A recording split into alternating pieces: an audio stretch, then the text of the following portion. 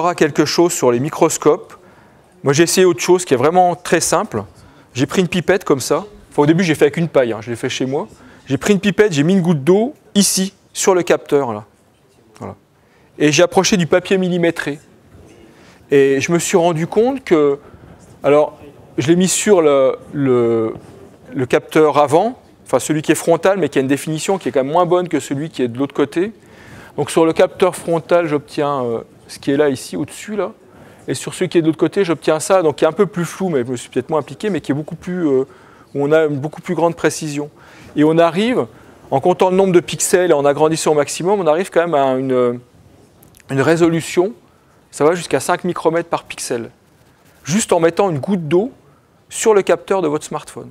Donc, et puis en utilisant l'appareil photo, quoi. En faisant la netteté, il fait la netteté tout seul, enfin, vous faites la netteté avec le doigt.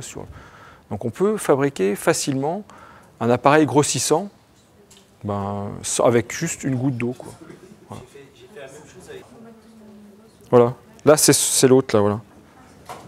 16 micromètres par pixel avec le capteur qui est devant. Et l'autre, c'était 5 micromètres mince. Voilà.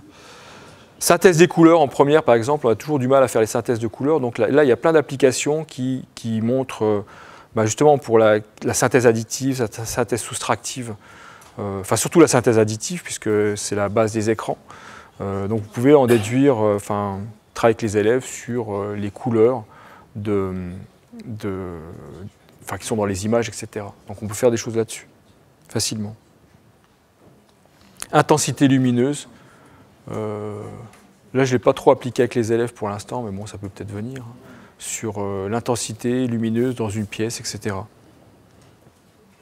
Moi, j'ai essayé de m'en servir parce qu'on avait des projets d'astronomie sur la pollution lumineuse du ciel. Voilà, il mesure où il y a le point, blanc. Là.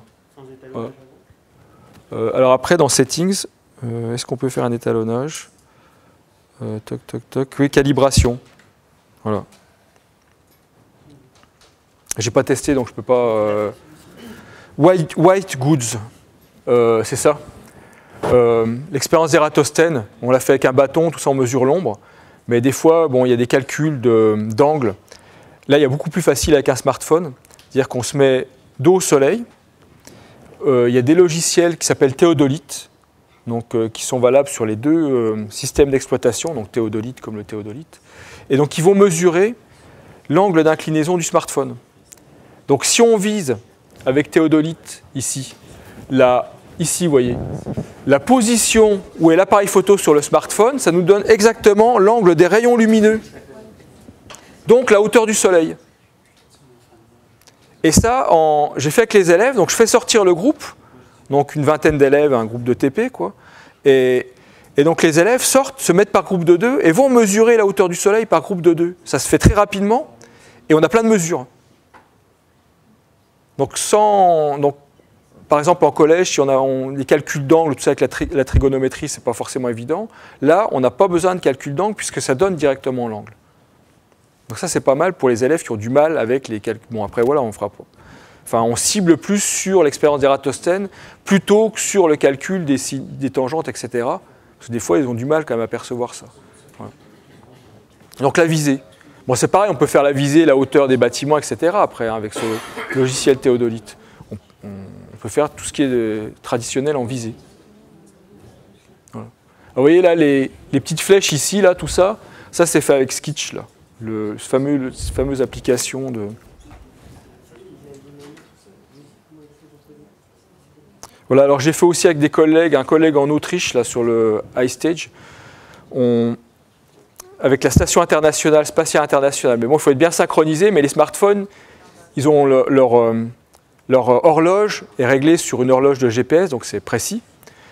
Il y a des logiciels qui permettent de déterminer à quel moment vont passer les satellites au-dessus de nous, donc en particulier l'ISS, la station internationale. Donc là, par exemple, c'est ISS Watch. Donc qui sur iOS et puis sur Android, c'est ISS Tracker, voilà, ISS Tracker. Ça nous donne l'heure de passage et le moment, enfin où va passer l'ISS dans la nuit. Si ça passe plusieurs fois, ça passe pas ou ça, voilà. Et donc en fonction de ça, on peut après regarder l'ISS passer déjà. Puis après on peut la viser avec théodolite, ici. Donc là, ici, le point qui est là, c'est l'ISS au milieu, je ne sais pas si vous voyez bien. Et donc là, on l'a fait en parallèle avec un collègue, c'était avec Gerhardt, en Autriche, pour faire une triangulation. Donc on l'a fait en même temps pour faire une triangulation pour savoir à quelle altitude était l'ISS. Bon, c'est donné, mais enfin, bon, voilà. On l'a fait, c'était pas trop mal, quoi. Bon, il y a des erreurs, mais on trouvait quand même de l'ordre de 400 km, quoi, d'altitude. Voilà, donc des fois, dans les partenariats européens, quand on fait des trucs, des échanges scolaires, bah, c'est des choses qu'on peut envisager. Sachant que les smartphones, donnent tous la même heure, donc après, en fait, on filme l'écran, comme on fait là. Donc dans le théodolite, on a l'heure qui est donnée par le GPS, quoi. Donc on utilise quand même des nouvelles technologies, mais on fait quand même une visée en même temps. Puis on fait un petit truc européen, ouais, ensemble. Voilà. Donc là, bah, voilà, là c'était entre Paris donc pour mesurer les distances. Donc une distance mesure qui permet de mesurer la distance entre deux points pour faire cette fameuse triangulation.